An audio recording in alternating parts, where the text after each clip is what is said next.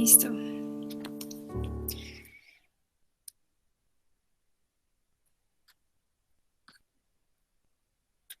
Bueno, buenas noches a todos. Me vuelvo a presentar para las personas que acabaron de llegar. Mi nombre es Valeria del Castillo, soy de 11º semestre de Medicina de la Universidad del Bosque. Soy la presidenta del grupo del IMIC de la Universidad del Bosque y el día de hoy me encuentro acompañada de mi compañera Paula Pachón, que es estudiante de 10º semestre de Medicina.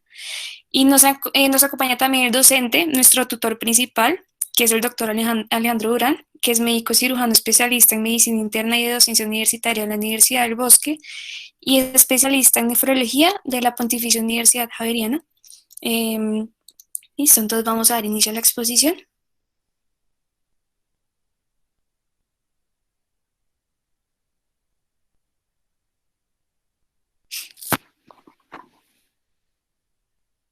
Bueno, como tal, esos van a ser los temas que vamos a tratar el día de hoy para abarcar el tema de hipertensión arterial sistémica.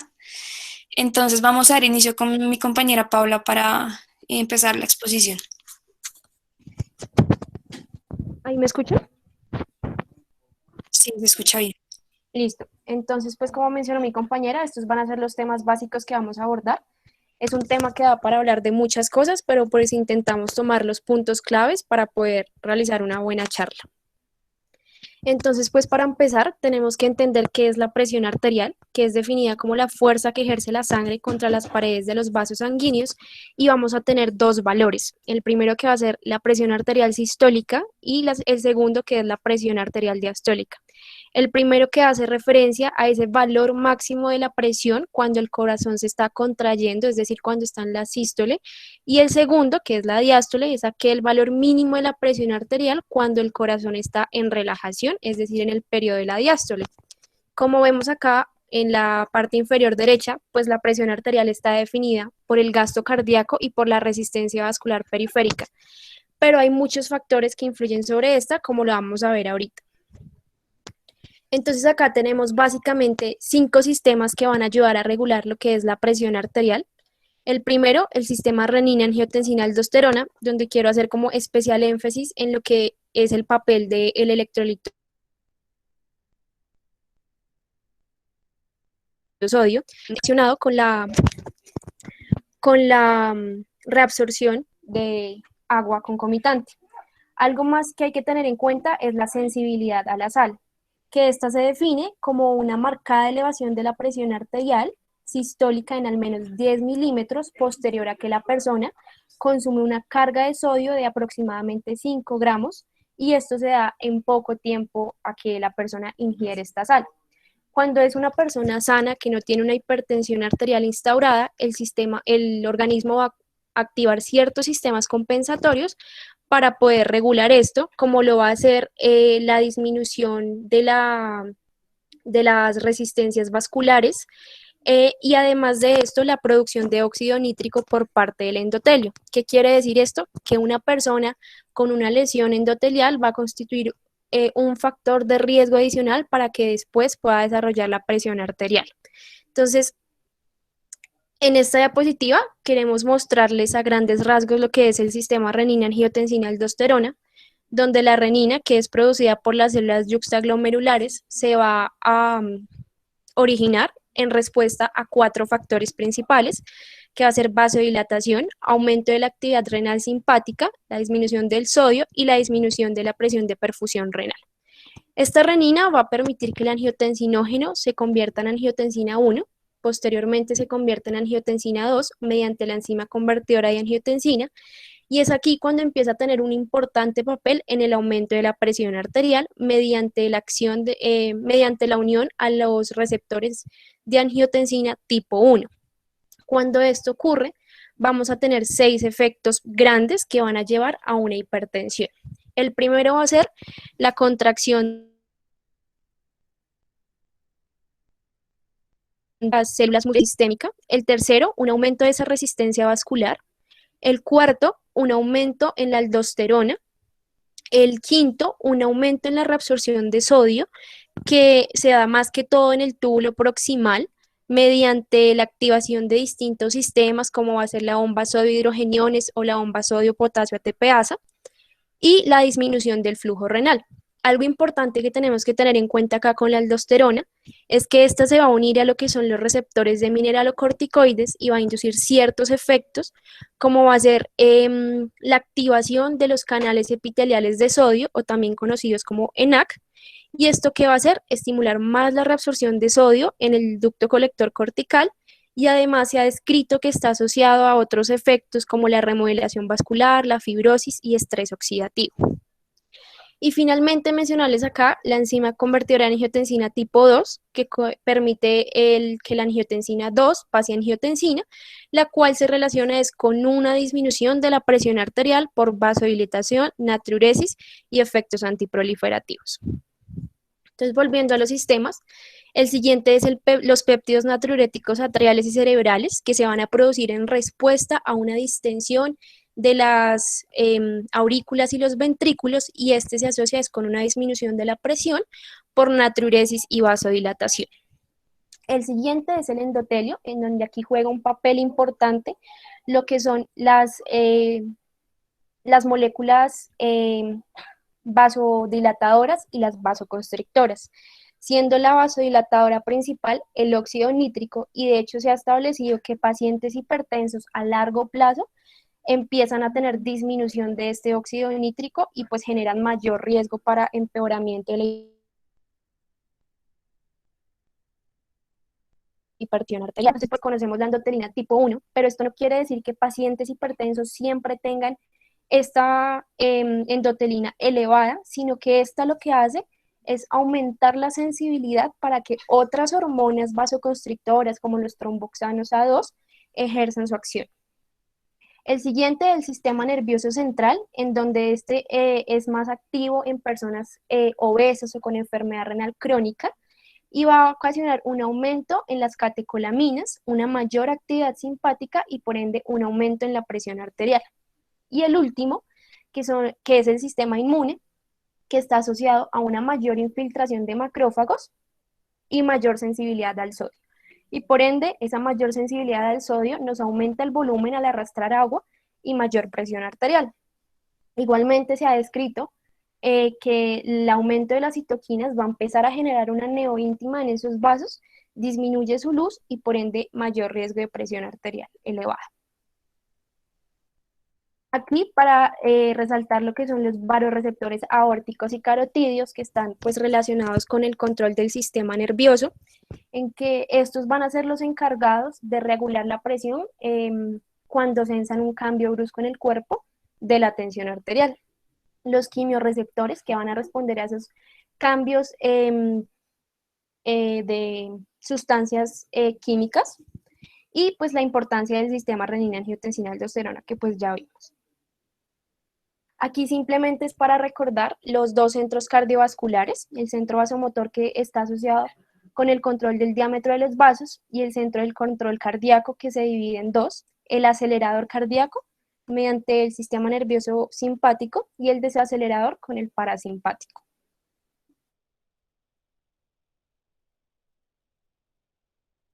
Acá adelante, que es cuando hay una poscarga elevada, es decir, esa resistencia que tiene que vencer la sangre cuando sale hacia los grandes vasos, en este caso pues la aorta, va a llevar a una disfunción diastólica, a una hipertrofia ventricular izquierda y un aumento en la demanda de oxígeno. Estas dos primeras combinadas nos pueden llevar a una insuficiencia cardíaca y un aumento en la demanda de oxígeno, asociado por ejemplo a una aterosclerosis acelerada de vasos coronarios, nos lleva a una isquemia e infarto del miocardio. Como podemos ver en los siguientes cuadros, las paredes debilitadas asociadas a aterosclerosis acelerada de otros vasos nos puede llevar al daño de órgano blanco, como por ejemplo cerebro, retina y riñón. Entonces, para entender qué es la hipertensión arterial, tenemos que definirla como una enfermedad de carácter crónico, de origen vascular, que se caracteriza principalmente por un aumento persistente de las cifras tensionales, que constituye una de las principales causas de enfermedad cardiovascular y muerte prematura en todo el mundo. ¿Y qué es lo importante acá? Garantizar una adecuada prevención y tratamiento en los pacientes para evitar el impacto sobre los órganos como corazón, riñón y cerebro, y pues muchos otros que de hecho a veces dejamos de lado, como vamos a ver ahorita. En esta diapositiva que queremos mostrar es una comparación entre las guías americanas y las guías europeas. ¿Por qué? Porque estas son un poco discordantes en cuanto a su definición de hipertensión arterial. Las primeras la definen como una tensión arterial mayor a 130/80 y las segundas 140/90. Esto ha sido muy debatido, se han realizado bastantes estudios y de hecho es muy consciente de cuáles valores tomar. Entonces, acá hay dos aspectos importantes que se han planteado. El primero es el sobretratamiento. Entonces, se dice que si, digamos, uno toma las guías americanas, podría estar llegando a sobretratar a algunos pacientes, pero pues esto no es del todo cierto, teniendo en cuenta que lo importante acá es calcular el riesgo cardiovascular del paciente para así definir si hay necesidad o no de un tratamiento. Y el segundo es que se ha dicho que los pacientes diabéticos pueden tener mayor riesgo cardiovascular si se lleva a un objetivo menor a 130/80. Esto tampoco es del todo cierto, se han hecho bastantes estudios que demuestran que incluso estos pacientes pueden verse beneficiados con estas cifras tensionales. Acá hacemos una comparación entre lo que es la AJA, la anterior que les mostré de las guías americanas, con la de la Sociedad Colombiana. La Sociedad Colombiana define esta hipertensión como la tensión arterial sistólica mayor a 140 y la diastólica mayor a 90. Y ellos lo fundamentan en 4 puntos importantes. El primero, que va a haber un cambio en las prevalencias, es decir, que se duplicarían las cifras, casi de un 20% a un 45%. El segundo, que habría un cambio en las metas terapéuticas, especialmente en pacientes diabéticos y en pacientes ancianos. El tercero, habría una modificación del riesgo cardiovascular. Y el último, los costos y los beneficios. Y esto pues quiero que lo tengamos presente para ahorita mirar un poco lo que son las enfermedades de alto costo en Colombia. A manera de epidemiología, entonces, en el mundo, la prevalencia de la hipertensión arterial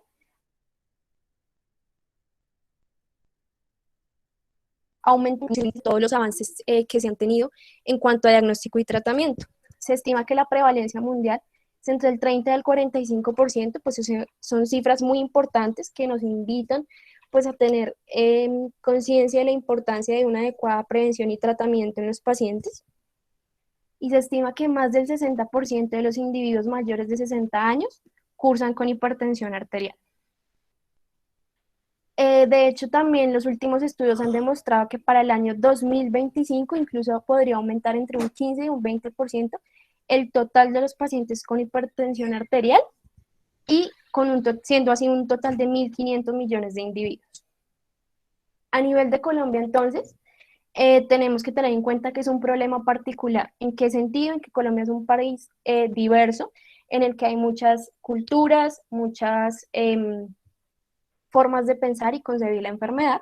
Entonces, se ha estimado una prevalencia de 22.8%, constituye un tercio de las consultas médicas en el país, y de esa población diagnosticada con hipertensión arterial, solo el 40% o menos recibe un tratamiento adecuado para su enfermedad.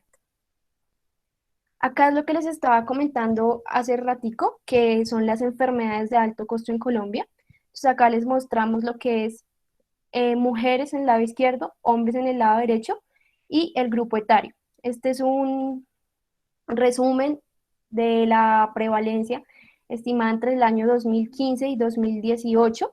Aquí nos muestran el del 2018, evidentemente, cómo a medida que pues las personas envejecen, van siendo más propensas a la hipertensión arterial. Las mujeres constituyen el grupo con mayor número de casos en hipertensión arterial.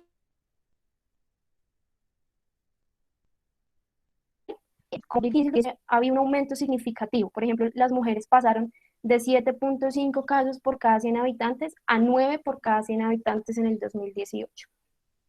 Y en este lado vemos la distribución por departamentos, en donde la intención que se tenía con este estudio era demostrar qué departamentos tenían la mayor y la menor prevalencia.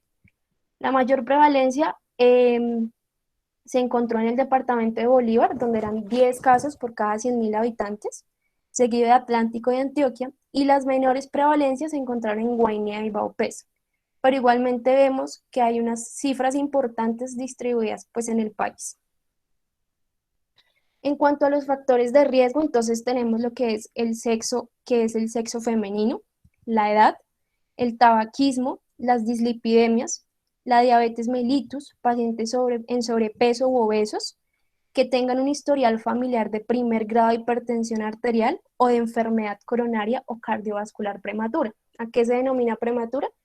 Hombres que antes de los 55 años hayan tenido un evento cardiovascular o mujeres antes de los 65. También tenemos lo que es la menopausia temprana, los estilos de vida, los factores socioeconómicos y que el paciente tenga una frecuencia en reposo mayor a 80 latidos por minuto. Acá queremos mostrar lo que es el riesgo cardiovascular.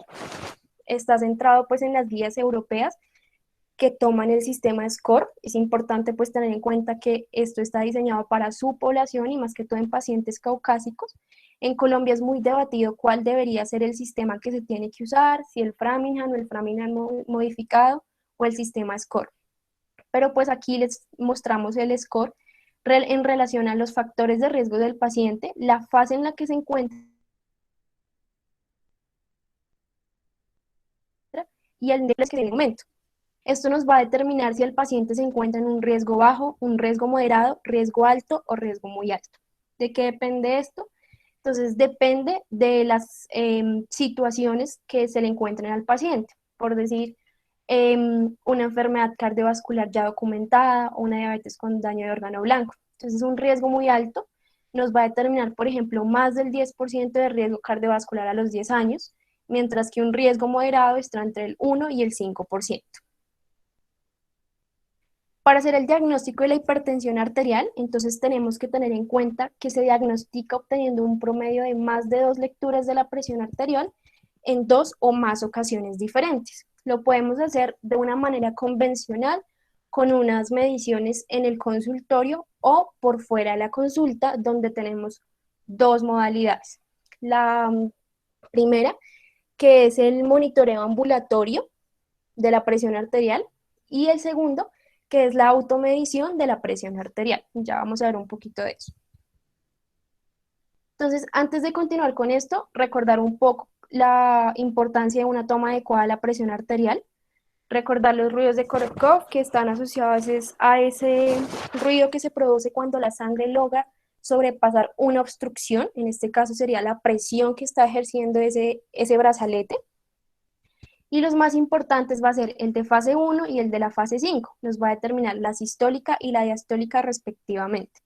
Y entre estos dos vamos a tener tres, que va a ser el 2, el 3 y el 4, que es a medida que el ruido va descendiendo. La importancia radica en varios puntos, por ejemplo, que el paciente esté recostado, que tenga recostado su espalda, que los pies estén apoyados, que el brazo esté a minutos, que tenga la vejiga vacía, que no haya fumado, tomado café o realizado ejercicio mínimo 30 minutos antes de la toma y que no esté hablando durante la medición.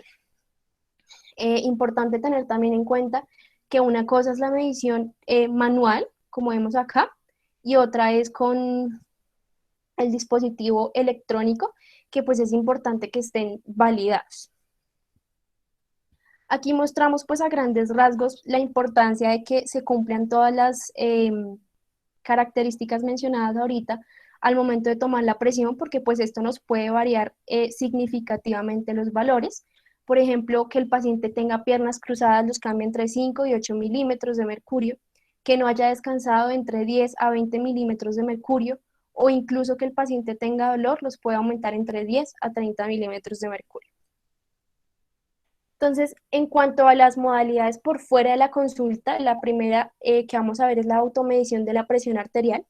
¿En qué consiste esta? En que el paciente tiene que realizarse la medición de la presión arterial mínimo durante 3 días, preferiblemente 6 a 7 días consecutivos antes de la consulta. Tiene que hacer 2 mediciones en cada sesión con 1 a 2 minutos de diferencia entre cada una en las mañanas y una en las noches. Y algo importante que hay que tener en cuenta es que el paciente debe cumplir como, o sea, que intente cumplir con las características que se describieron para la toma de la atención. Y algo es que importante también es que se deben descartar las tomas del primer día porque estas van a contar como la práctica en la que el paciente aprende a tomarse la atención. Algo importante de este método es que permite una adecuada adherencia del paciente y el umbral de diagnóstico equivale a que la consulta sea mayor a 140-90 milímetros. Y el segundo, que es el monitoreo ambulatorio, es cuando al paciente se lo coloca en consulta o en una institución médica un dispositivo que va a estar monitoreando cada 15 a 20 minutos la presión arterial durante 24 horas. Y en las noches va a ser cada 20 a 30 minutos. La idea es que el paciente continúe su vida común y corriente y vaya anotando como en qué momento realiza actividad física, en qué momento se levantó, en qué momento se acostó, en qué momento tuvo estrés. Para poder interpretar esto, pues sería como de otra charla porque da para mucho de qué hablar, pero importante que digamos el 85% de los datos deben ser válidos para poder hacer una adecuada interpretación. Entonces, ¿qué indicaciones tenemos para realizar este monitoreo ambulatorio?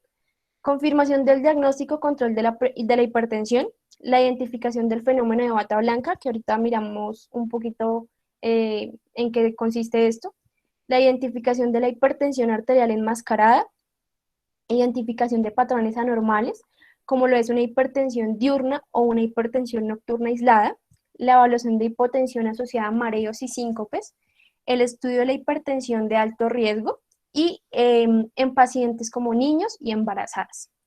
Entonces acá les mostramos lo que son los valores de la guía europea, sin embargo hay muchos más. Por ejemplo, para hacer el diagnóstico, el promedio en 24 horas debe ser mayor a 130-80 milímetros de mercurio. El diurno mayor a 135-85 y el nocturno mayor a 100.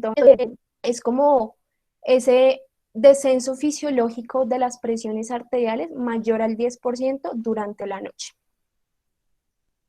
Acá simplemente es para mostrarles como la comparación de ventajas y desventajas entre cada uno, pero a grandes rasgos el monitoreo ambulatorio nos permite un diagnóstico de patrones, como puede ser, de patrones más específicos, como puede ser la hipertensión nocturna aislada, que es un poco más costoso e incómodo para el paciente, mientras que la automedición, el paciente tiene mejor adherencia, es menos costoso, pero no nos permite detectar, por ejemplo, la hipertensión nocturna aislada. Entonces, para resumir, el diagnóstico dentro de la consulta, cuando se van a hacer el número de mediciones definidas. Entonces, si el paciente tiene menos de 130-85 en la consulta, el paciente se descarta una hipertensión arterial y lo ideal es monitorizarlo en cada una de las consultas que el paciente tenga. Si por el contrario es mayor a 130-85, vamos a optar por hacer mediciones fuera de la consulta, que fueron las que ya vimos. Entonces, si el paciente tiene mediante automedición menor a 130-85 o mediante el monitoreo ambulatorio de 24 horas menor a 130-80, no es una hipertensión y se hace seguimiento. Pero si las cifras son mayor a 130-85 o mayor a 130-80 con el monitoreo de 24 horas, es un diagnóstico de hipertensión. Algo importante tener en cuenta es que, digamos, solamente se necesita una única toma de tensión arterial para hacer diagnóstico cuando el paciente presenta más de 180-110 milímetros y hay evidencia de daño de órgano blanco.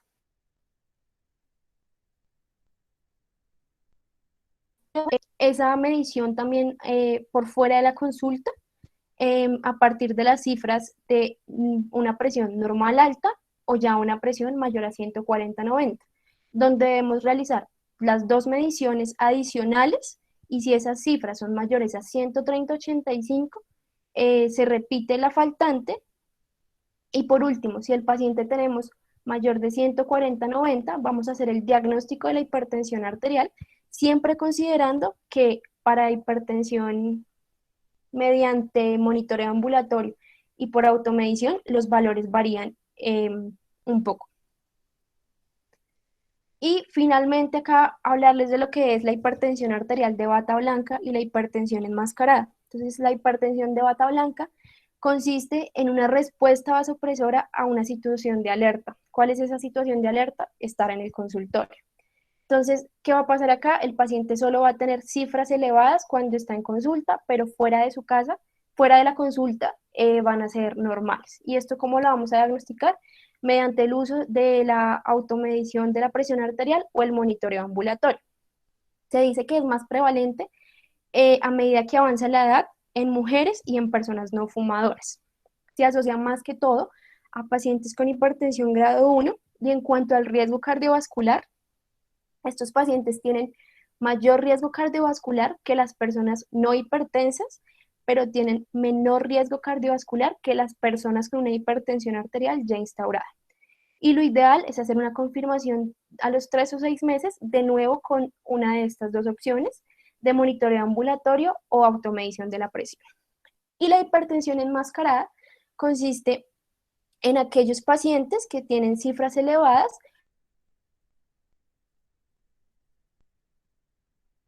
cuando se usa el monitoreo ambulatorio, pero en consulta las cifras van a ser completamente normales. Esto se ve más que todo en pacientes jóvenes, hombres, fumadores, que realizan constante actividad física, que consumen alcohol o que están expuestos a situaciones de ansiedad y estrés laboral. Y sus factores de riesgo van a ser principalmente personas con diabetes, enfermedad renal crónica y pues que tengan los antecedentes familiares. Y la hipertensión enmascarada va a predisponer significativamente a dislipidemias y alteraciones en la glucosa.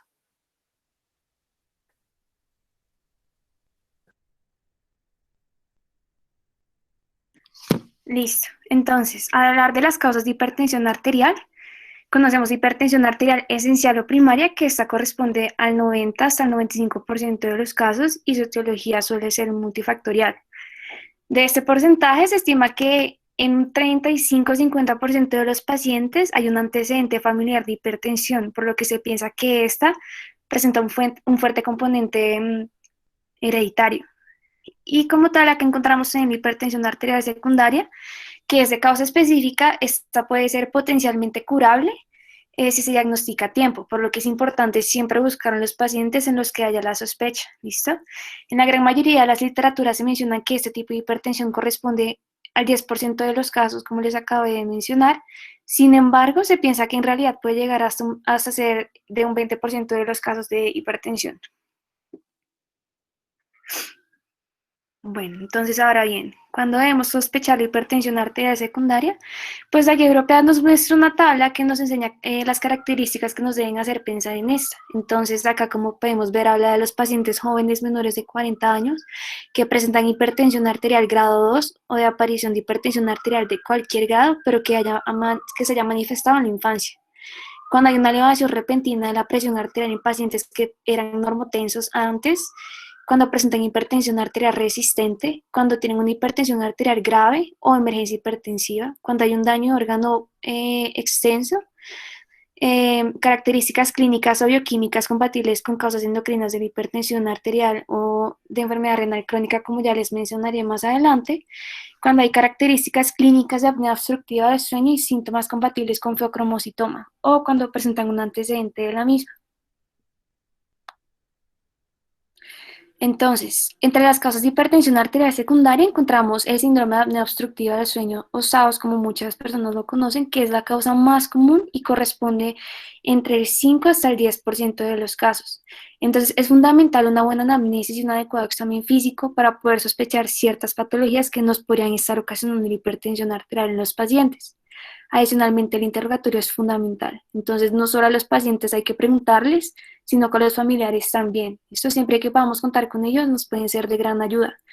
Entonces, cuando sospechamos de SAOS, pues esos pacientes son los que presentan usualmente la somnolencia diurna, cuando tienen ronquidos, tienen apneas nocturnas. Usualmente son pacientes que vemos que son obesos y tienen un Mallampati 3 o 4. Entonces acá como pueden ver la que le sigue esa enfermedad del parénquima renal, que es importante siempre interrogar al paciente y también preguntarle a los familiares si presentan un antecedente de enfermedad renal crónica. Esa corresponde del 2 al 10% de los casos. Bueno, la enfermedad renovascular también es de sospecha. Esta corresponde hasta de un 1 al 10% de los casos y acá algo muy importante para mencionar es la estenosis de las arterias renales. Entonces, en estos pacientes podemos encontrar muchas veces un ruido abdominal. El famoso flash pulmonar es característico de esto, que es pues el edema pulmonar repentino recurrente en estos pacientes. Ellos presentan una hipertensión arterial resistente con un cuadro clínico de inicio súbito o que empeoran rápidamente y usualmente son de difícil control. Estos pacientes adicionalmente es muy común encontrar en ellos una aterosclerosis extensa. Algo muy importante a mencionar también es que estos pacientes que presentan una estenosis bilateral de las arterias renales, cuando administra un IECA o un ARA2, estos usualmente tuman el filtrado glomerular en estos pacientes, entonces lo que puede pasar es que se reduce la perfusión renal y por eso hacen edema pulmonar flash, que es una pista pues, para sospechar hipertensión arterial renovascular en estos pacientes. Y la otra que encontramos, la fibrodisplasia muscular, que esta como tal es más frecuente en mujeres jóvenes, a diferencia de la estenosis de las arterias renales, es más frecuente también en esta patología que les mencioné anteriormente, la de la estenosis es más frecuente en hombres y en pacientes que son mayores. Entre las causas endocrinas encontramos el aldosterinismo primario, que esta pues se manifiesta principalmente por la debilidad muscular. Los pacientes presentan calambres, también pueden desarrollar arritmias, sobre todo fibrilación auricular. En estos casos siempre es muy importante remitir a los pacientes al endocrino. Esta causa de aldosterinismo primario también es muy frecuente, se encuentra del 5 al 15% de los pacientes. Y el feocromocitoma, que en realidad no es muy común que digamos, es la verdad bastante rara, que causa una hipertensión arterial secundaria. Esta pues se presenta en menos del 1% de los casos, pero pues es muy importante mencionarla ya que se caracteriza porque los pacientes usualmente presentan diaforesis, palpitaciones, hipertensión arterial que es paroxística, una cefalea tipo pulsátil que suele ser frecuente.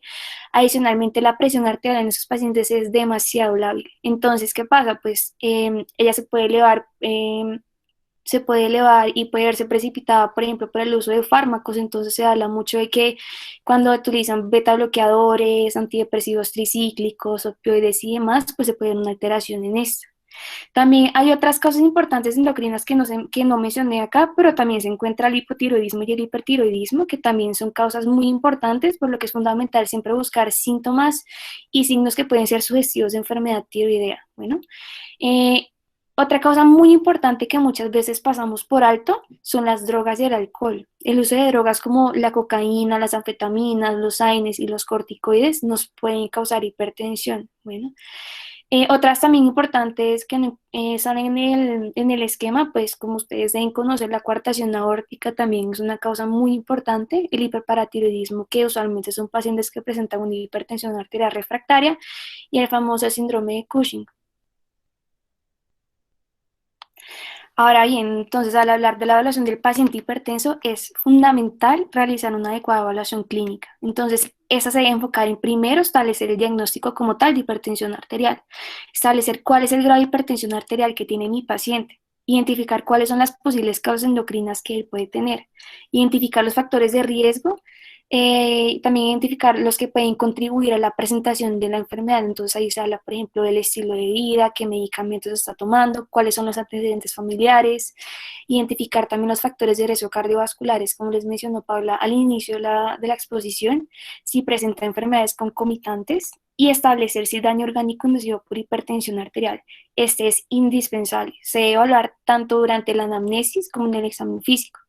Entonces, como tal, aquí decidimos poner unos puntos claves para la anamnesis, que son al hablar pues, cerebro y ojos. Es importante al interrogatorio preguntar por cefalea, si han presentado vértigo, si han sufrido de síncope, si presentan alteraciones en la visión, si han sufrido de un ictus, deterioro cognitivo, si los familiares manifiestan que los pacientes pues cursan con demencia. ¿Listo? En el corazón, lo mismo. Entonces el interrogatorio va enfocado al dolor torácico, si han presentado disnea, si en caso de si cuando se presenta la disnea, si es en reposo, si realizando actividades físicas, listo, el corazón, si ha sufrido un infarto, si sufre de enfermedad de insuficiencia cardíaca, si ha tenido pues si sufre de arritmia, si ha presentado síncope, si el paciente siente palpitaciones. Los riñones, entonces, si presentan sed, nicturia, poliuria, si son pacientes que presentan infecciones de vías urinarias frecuentemente, si presentan hematuria. De las arterias, también preguntar por la claudicación intermitente, si han presentado úlceras, en cuánto tiempo se cansan los pacientes para caminar, si cuando caminan presentan dolor, si el dolor aparece en reposo, si más sienten las extremidades frías. Todo eso es muy importante preguntarlo, ya que nos puede ayudar mucho en el enfoque de estos pacientes. Bueno, en cuanto a las pruebas básicas, pues se debe tomar como tal una glicemia basal, puesto que como ustedes saben, la hipertensión arterial muchísimas veces asocia a los trastornos metabólicos como la diabetes. Entonces, pues eso siempre es importante tenerlo en cuenta porque también nos puede cambiar un poco el enfoque que le vamos a tener al manejo. Bueno, el cuadro hemático también fundamental, el perfil lipídico completo, la creatinina sérica, porque a esos pacientes siempre se les debe estimar la tasa de filtración glomerular. Los electrolitos, súper importante, el sodio, el potasio, el calcio, los niveles de las hormonas tiroides, entonces la TSH, T4 libre, T3 libre, el parcial de orina y algo muy importante, el electrocardiograma, ya les voy a mostrar más adelante por qué es tan importante. De las pruebas opcionales que nos hablan las que se recomienda realizar una vez al año en estos pacientes, en todos los que son hipertensos, ¿listo? El ácido úrico y una relación albuminuria-creatinina que es mandatorio para todo paciente hipertenso. Listo.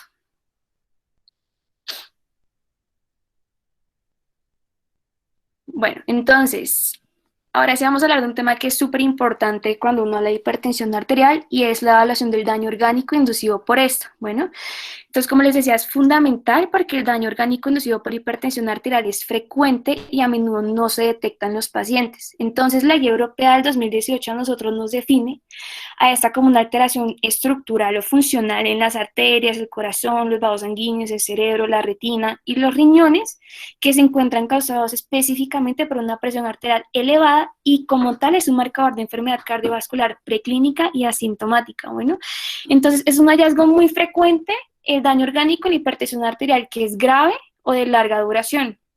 Entonces se habla mucho de que el daño orgánico, especialmente cuando este es multiorgánico, aumenta el riesgo cardiovascular, como pudieron ver en las tablas que les mostraron al inicio de la exposición. En algunos casos se puede revertir con el tratamiento hipertensivo, especialmente cuando esa se instaura prontamente. Sin embargo, cuando es de larga data, el daño puede ser completamente irreversible pese al adecuado control de la presión arterial.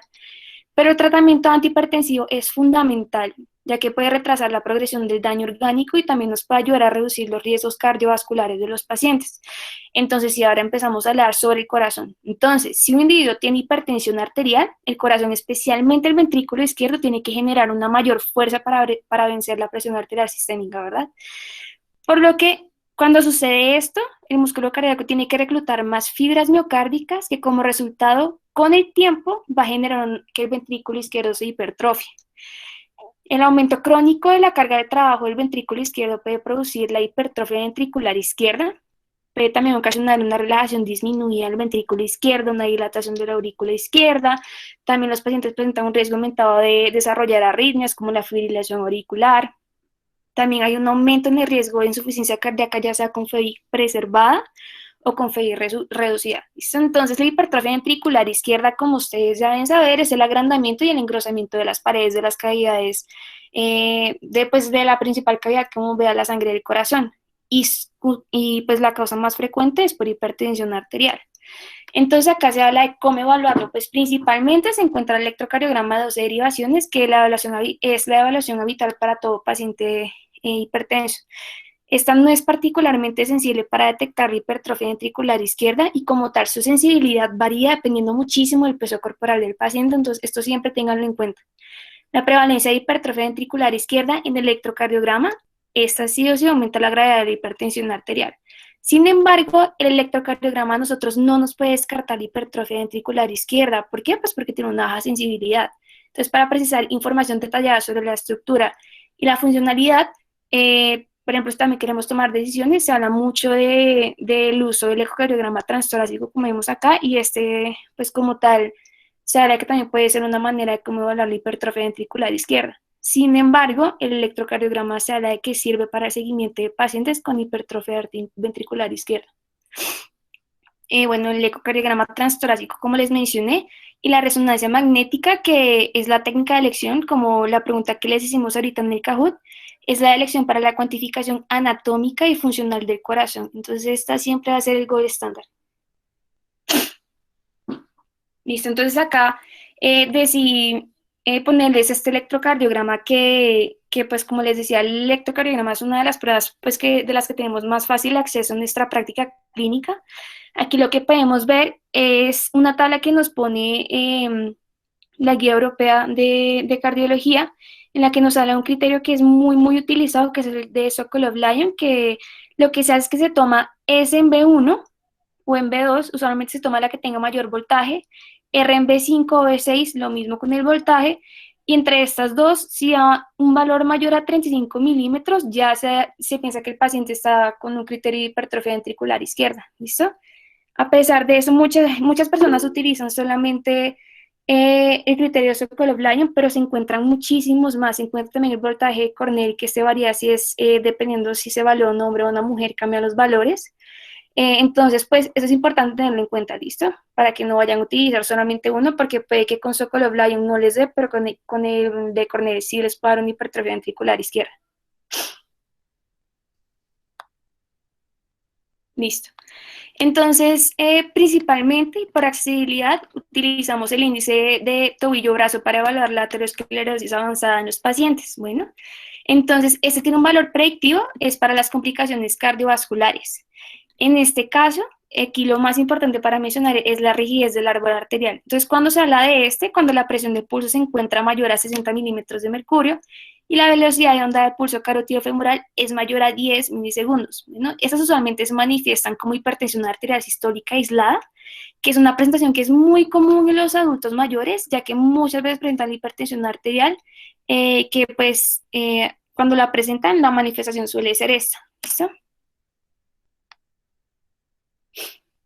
Ahora bien, el riñón. Entonces, el riñón es súper importante. ¿Por qué? Porque la hipertensión arterial es la segunda causa más importante de enfermedad renal crónica. La primera manifestación, como ustedes saben, pues también es la diabetes mellitus.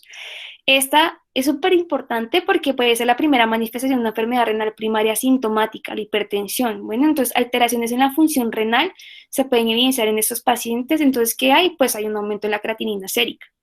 El diagnóstico de daño renal inducido por hipertensión arterial se basa en los hallazgos de una función renal reducida o en la detección de albuminuria. ¿No? Se habla del cociente albúmina-creatinina, que la medición en muestra de orina recogida preferiblemente a primera hora de la mañana, y usualmente este es el método preferido para la cuantificación de excreción urinaria de albúmina. Entonces, ¿acá qué pasa? Es súper importante registrar en todos los pacientes hipertensos la creatinina sérica, estimar siempre la tasa de filtración glomerular y lo que les comentaba, el cociente albúmina-creatinina. Para el cerebro, pues, ¿qué pasa? Hay usualmente una disminución en la perfusión cerebral. Entonces, la hipertensión aumenta la prevalencia del daño cerebral, siendo las manifestaciones agudas más graves e importantes el AIT y el ictus. Entonces, como tal, esas pacientes pueden presentar una fase sintomática. El daño se puede detectar mediante una resonancia magnética como hiperintensidades de la sustancia blanca, pueden presentar microinfartos silentes, en su mayoría son pequeños y profundos o pueden ser lacunarios, pueden también presentar microsangrados y atrofia cerebral. Bueno, estos asocian un mayor riesgo de ictus y de deterioro cognitivo debido a la demencia que hacen que es vascular y también degenerativa. Entonces, aquí se habla de la resonancia magnética como tal, esta no es rutinaria. Bueno, entonces, ¿qué pasa con esta? Esta se indica en individuos con antecedente familiar que hayan tenido una hemorragia intracraniana en la mediana edad y que fue aparición temprana de la demencia. Bueno, entonces por eso lo que les digo, el interrogatorio es fundamental. Adicionalmente, se puede evaluar la función cognitiva de los pacientes con el test de Mini-Mental. Bueno, Listo, entonces la retinopatía hipertensiva es identificada mediante la fundoscopia. Bueno, entonces la detección de hemorragias retinianas, los microaneurismas, los exudados duros algodonosos, el papiledema es altamente reproducible e indica que hay una retinopatía hipertensiva grave. Entonces, ¿qué pasa? Esta tiene un alto valor predictivo de la mortalidad en los pacientes. Entonces, esa se debe realizar en todos los pacientes hipertensos. ¿Listo? Para saber si tiene una tensión arterial adecuadamente controlada. Listo, entonces el tratamiento no farmacológico, esto es muy importante ya que es la base de cualquier terapia para el tratamiento de la hipertensión arterial. Yo lo que les quiero mencionar para que siempre lo tengan en cuenta es que esta no va a reemplazar el manejo farmacológico, sino que lo va a complementar. Bueno, entonces las modificaciones en el estilo de vida, es decir, que los pacientes lleven un estilo de vida saludable, puede prevenir o inclusive retrasar la aparición de la hipertensión arterial y también reduce el riesgo cardiovascular en los pacientes. También pueden ser suficientes para retrasar e inclusive prevenir la necesidad de tratamiento farmacológico. Bueno, entonces, ¿en qué pacientes es esto? En pacientes con hipertensión arterial grado 1. Esas modificaciones potencian efectos hipotensores, pero nunca deben retrasar el tratamiento o la instauración del tratamiento, por decirlo así, del tratamiento farmacológico en pacientes con daño orgánico causado por hipertensión arterial o que presentan un nivel cardiovascular alto. Bueno, entonces aquí lo que les quería mostrar, esa es una tabla muy chévere que pone el IHS en sus guías, que nos habla de cómo las modificaciones en el estilo de vida pueden generar un impacto en el manejo de las cifras tensionales de nuestros pacientes. Entonces, como por ejemplo realizar actividad física, sea la de la actividad aeróbica, la resistencia dinámica, la resistencia isométrica, la dieta DASH, la pérdida de peso y de la grasa corporal, cuando hay una reducción de la ingesta de sodio, cuando hay un aumento en la ingesta de potasio, y también la moderación en el consumo de alcohol. Como ustedes pueden ver en esta tabla, nos habla más o menos de una aproximación de cuánto nos puede reducir la presión arterial únicamente aplicando estos manejos, esos cambios de vida en los pacientes. ¿Listo? Entonces, siempre ténganlo en cuenta porque mucha gente se guía solamente a iniciar el tratamiento farmacológico, pero no. En realidad, el tratamiento farmacológico es muy bueno, pero el manejo no farmacológico nos puede ayudar a nosotros a iniciar el control de la presión arterial sin necesidad de irnos escalando con los medicamentos. ¿Listo? Entonces, ahora bien, ¿cuándo iniciamos el tratamiento antihipertensivo? Entonces, como tal, las guías, tanto la americana como la europea, coinciden en que los pacientes con hipertensión arterial grado 2 o 3 deben recibir el tratamiento antihipertensivo combinado con intervenciones en el estilo de vida. Como les mencioné, a pesar del requerimiento de los medicamentos, los cambios en el estilo de vida, como pudieron ver, juegan un rol súper importante. Bueno, las guías recomiendan el tratamiento farmacológico para la reducción de la presión arterial en pacientes con hipertensión arterial grado 1 y riesgo cardiovascular alto o daño orgánico inducido por la hipertensión arterial.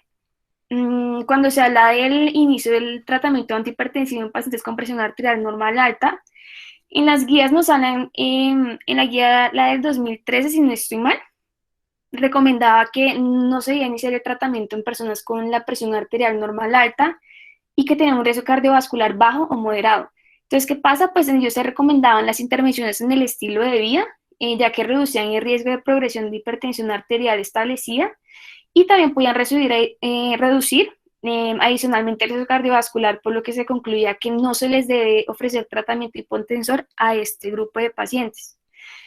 Con base en los resultados en el estudio HOPE-3, puede considerarse el inicio del tratamiento farmacológico en esos pacientes cuando los valores de la presión arterial se acercan al umbral diagnóstico de la hipertensión arterial, que como ustedes saben es 140/90, y se haya intentado controlar la presión arterial mediante las intervenciones en el estilo de vida. Se puede considerar el tratamiento en pacientes con presión arterial normal alta y que tengan una enfermedad cardiovascular ya establecida, especialmente cuando es una enfermedad coronaria. Muchas veces inclusive puede bastar solamente con la monoterapia en estos pacientes. Bueno, entonces, ¿cuál es el enfoque de tratamiento que se le da hacer a los pacientes? Pues primero se debe tener en cuenta cuál es la importancia epidemiológica de la hipertensión arterial en donde yo estoy, cuál es la relación de la hipertensión arterial y la enfermedad vascular de mi paciente, el problema del control de las cifras tensionales en el paciente, qué tan difícil es que yo logre unas cifras y metas en él, cómo enfocar el tratamiento de la hipertensión arterial, es decir, a qué paciente voy a estar tratando y cuál es el objetivo que yo voy a alcanzar con él. Cómo enfocar la senda terapéutica también es muy importante. Entonces, varias guías mencionan que se encuentran 4 modelos fisiopatológicos para el desarrollo de hipertensión arterial, que se pueden encontrar ya sea aislados o en conjunto, que pues es más común esta. Entonces, se encuentra el hiper o hipoactividad simpática, el incremento de la vasorreactividad, que haya un hiper o hipoactividad del eje renina-angiotensina-aldosterona, la hipervolemia o el incremento de la sensibilidad del sodio. Entonces, lo que les mencioné, la selección farmacológica, esto debe ser completamente integral, ¿listo? Entonces, ¿qué pasa? Tiene que ver la situación clínica de sus pacientes. Si mi paciente presenta angina de pecho, si tiene antecedente de diabetes, si el paciente sufrió un infarto, si ya como tal el paciente tiene una insuficiencia cardíaca establecida, una enfermedad renal crónica, una fibrilación auricular o si sufrió un ictus. ¿Cuáles son las características? ¿Cuántos años tiene? ¿Qué raza es? ¿Cuál es el sexo? ¿Cuál es su estado actual? ¿Qué es la prevención que yo quiero hacer con mi paciente? Quiero prevenir que le haga un infarto, que le dé una falla cardíaca, que le dé un accidente cerebrovascular en un futuro. Es importante también tener en cuenta que se debe, uno, prevenir la progresión de alto riesgo en los pacientes, que haya un daño orgánico en ellos y también al mismo tiempo que haya una regresión del daño orgánico que estos pueden estar presentando. Listo. Entonces, el manejo de la hipertensión arterial, según la guía de LAJA, nos habla de que en todos los pacientes, independientemente del estadio, tenemos que aconsejarle un estilo de vida saludable. Entonces, cuando el paciente tiene una tensión arterial normal, lo que se le debe hacer es, primero, es recomendarle estilos de vida y se revalora el paciente en un año. Si el paciente tiene una presión arterial elevada, se realizan modificaciones en el estilo de vida y lo revalúo de 3 a 6 meses. Si está en estadio 1, lo primero que hay que hacer es calcular el riesgo cardiovascular. Si este es mayor al 10% en 10 años, entonces hay que tratar al paciente. Pero si no, entonces no lo trato. Lo que hago es que le aplico las modificaciones en el estilo de vida y lo doy de 3 a 6 meses. Pero si mi paciente tiene un riesgo cardiovascular alto, pues hay que iniciar la terapia farmacológica y la no farmacológica y sí o sí lo doy en un mes. Y si en un mes no cumple la meta, tengo que volver a examinarlo y optimizar la terapia en él. Y si cumple la meta, y si lo veo de 3 a 6 meses. Para el estadio 2, a estos pacientes siempre los tengo que tratar independientemente del estadio cardiovascular que estos presenten.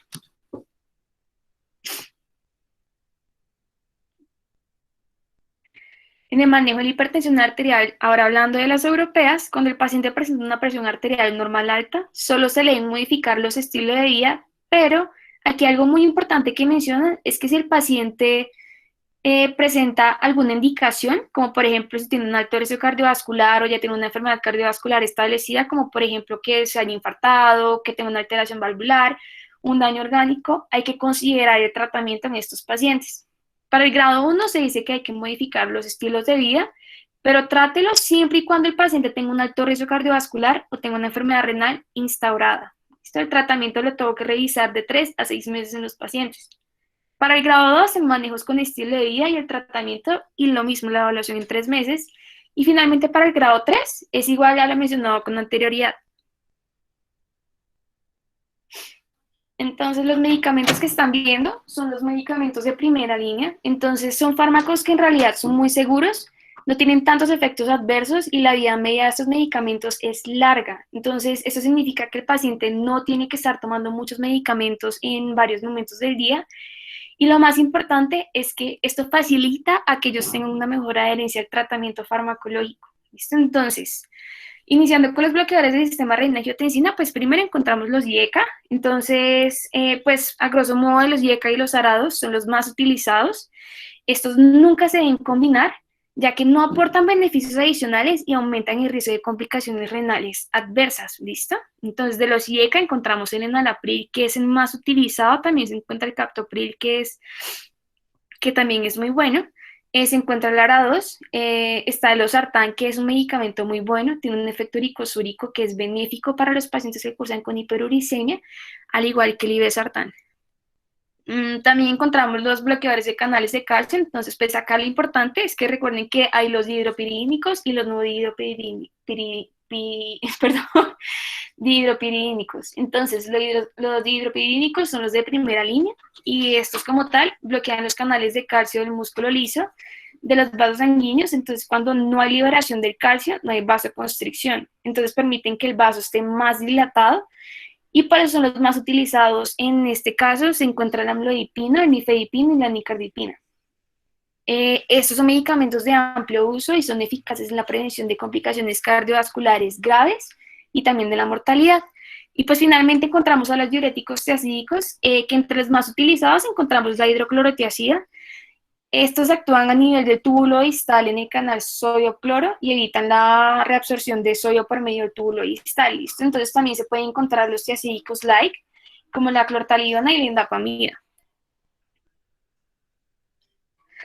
Entonces, los diuréticos tiacídicos y los análogos tiacídicos son menos efectivos como fármacos antihipertensivos para los pacientes con una tasa de filtración glomerular que esté disminuida. Entonces, pues se menciona que con una tasa de filtración glomerular menor a 45 ya puede haber una menor efectividad de estos medicamentos. Y ya se habla que estos son ineficientes cuando la tasa de filtración glomerular es menor a 30. Entonces, en estos casos, los diuréticos de ASA, como la furosemida o la torasemida, deben reemplazar a las tiazidas o a los análogos tiazídicos, bueno, para facilitar el efecto antihipertensivo para estos pacientes. Entonces, todo paciente con hipertensión arterial refractaria se va con espironolactona para la casa. Bueno, es muy buena para estos pacientes. También se habla de la amilorida, que se dan algunos tipos de hipertensión, especialmente las que están asociadas a las tubulopatías como el síndrome de Little. Los betabloqueadores no son de primera línea, excepto cuando hay una indicación fundamental para darlos. Entonces, ¿cuáles son esas? Cuando tienen cardiopatías, cuando tienen una falla cardíaca establecida, si tienen fibrilación auricular, enfermedad coronaria y pues otras más. Para estos, los betabloqueadores, usualmente se recomienda utilizar los cardioselectivos. Aquí uno que es muy bueno es el nebivolol, es demasiado bueno ya que además de ser cardioselectivo, también es un vasodilatador. Entonces, esto favorece los efectos pues, que pueden presentar para los pacientes hipertensos. También se encuentra el carvedilol, que también es muy bueno ya que tiene un efecto beta-1 selectivo y un alfa-1 antagonista, y esto hace que tenga un doble efecto antihipertensivo y pues como tal tiene muy buenos desenlaces cardiovasculares.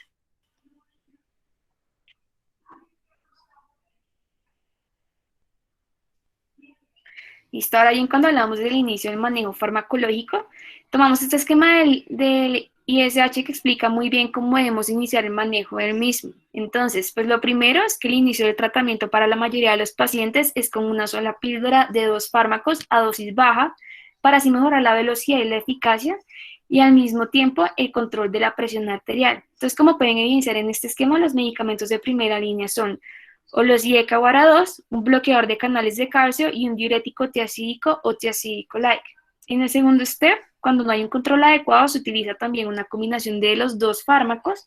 Sin embargo, acá hay un cambio y es que se encuentran a dosis máxima. Ya en el tercer step se utiliza la TIP terapia. Entonces, ¿qué pasa? Pues ya hay una combinación de los 3 medicamentos de primera línea que ya les mencioné. Y finalmente, en el cuarto step, se considera la hipertensión resistente. Entonces, con 3 medicamentos que están a dosis tope y ya se incluye un diurético. La cuarta línea como tal es agregar la espironolactona y titular hasta dosis máxima según lo requerido y tolerado por cada paciente.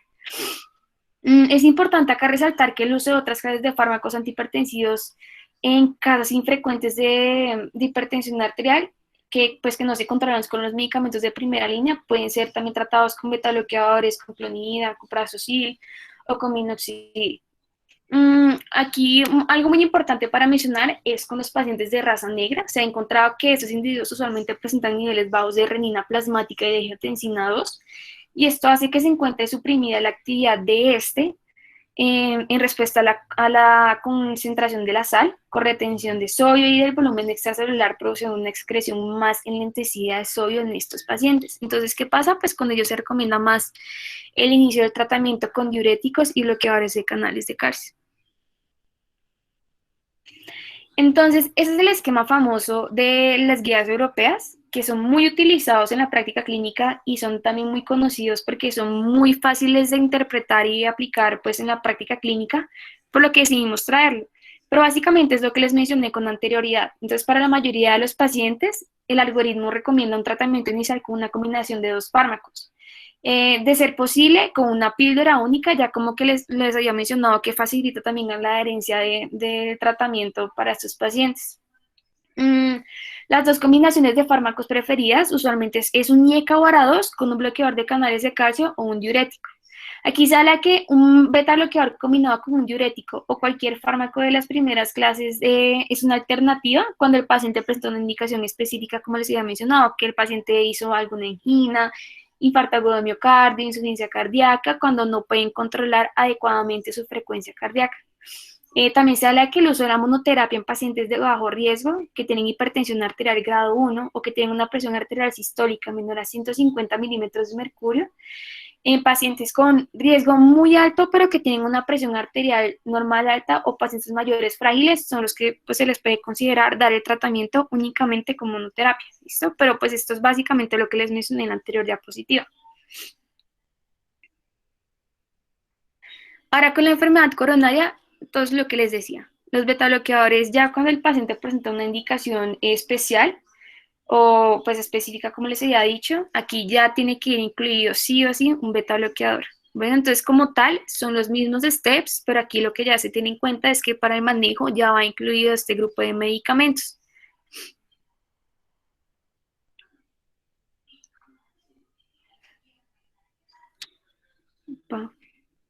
Listo.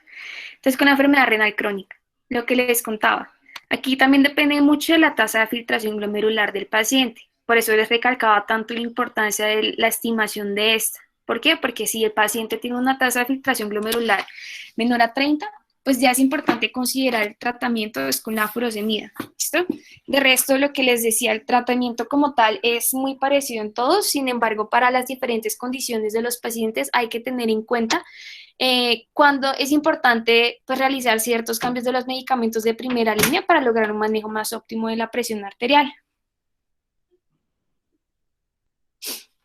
Y aquí con lo que pasa con la insuficiencia cardíaca con fe reducida. Aquí se habla que el tratamiento inicial como tal es con IECA o un ARA2 más un diurético o diurético ASA también dependiendo de la tasa y un beta bloqueador, por lo que les decía que ya presenta la indicación pues, del uso de estos medicamentos.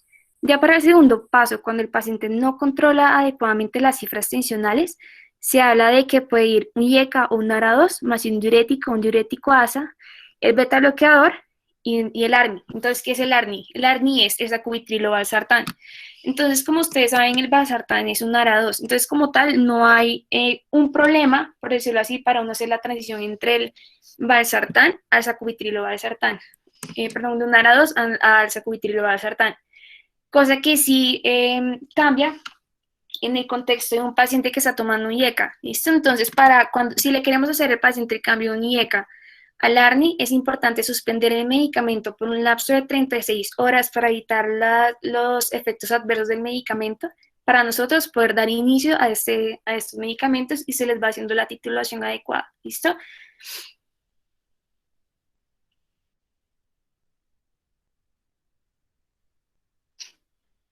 Dale, Pau.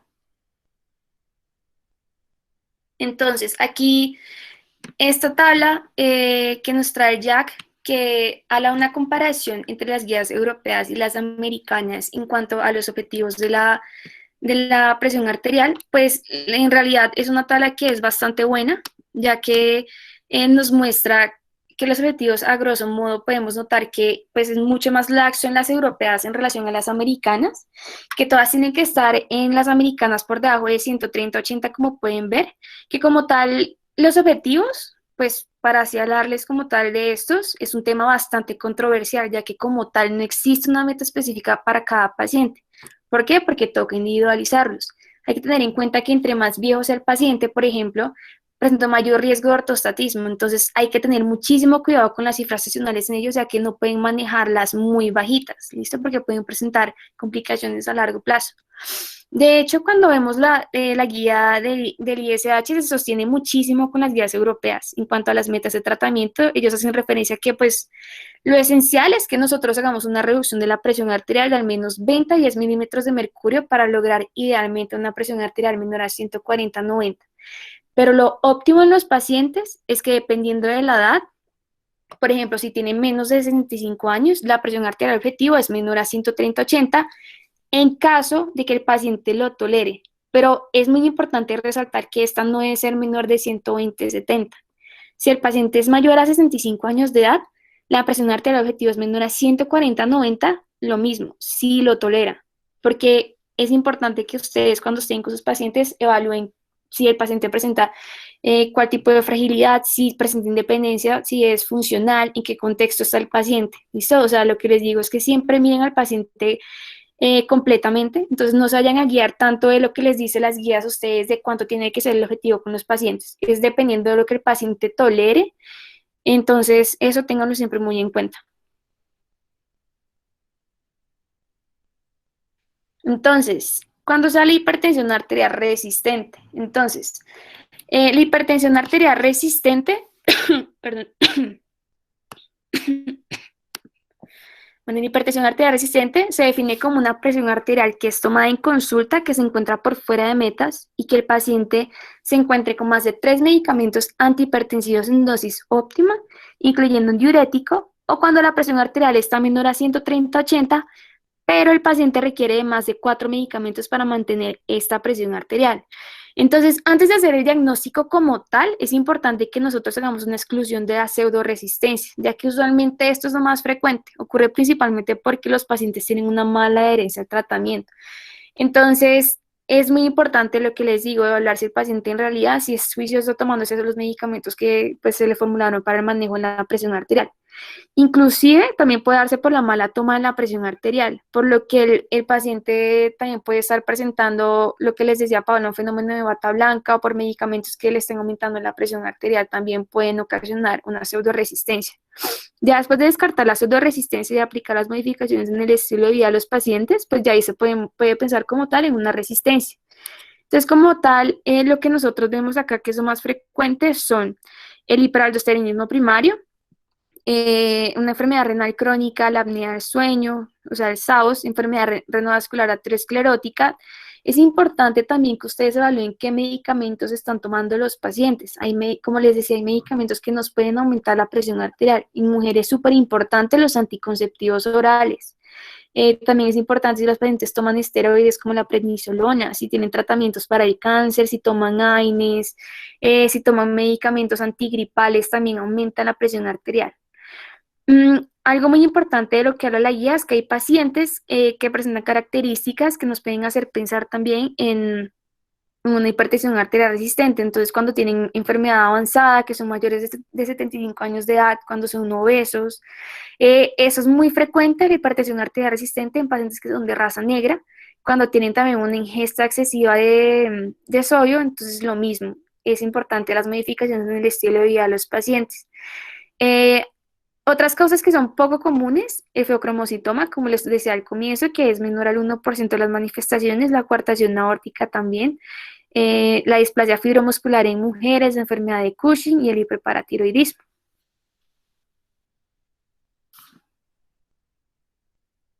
Entonces, el tratamiento efectivo de la hipertensión arterial resistente debe combinar tanto las combinaciones en el estilo de vida del paciente, especialmente la reducción de la ingesta de sodio, la suspensión de sustancias que puedan interferir y también la adición secuencial de fármacos antihipertensivos al tratamiento triple inicial.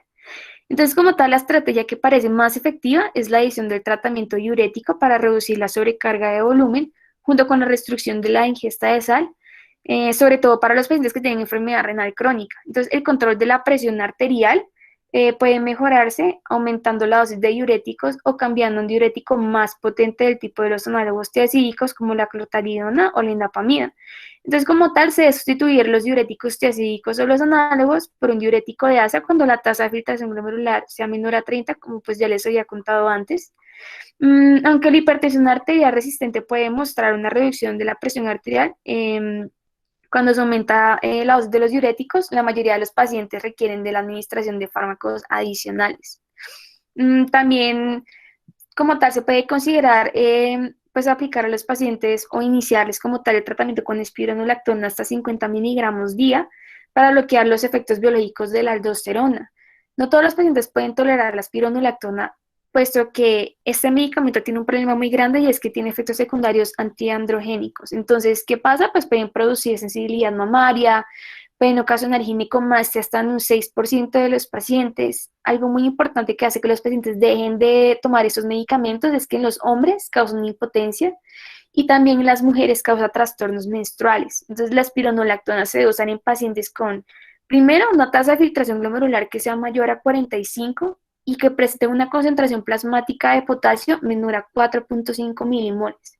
Entonces, los electrolitos y la tasa de filtración glomerular siempre deben estar monitorizándose con estos pacientes poco tiempo después del inicio del tratamiento.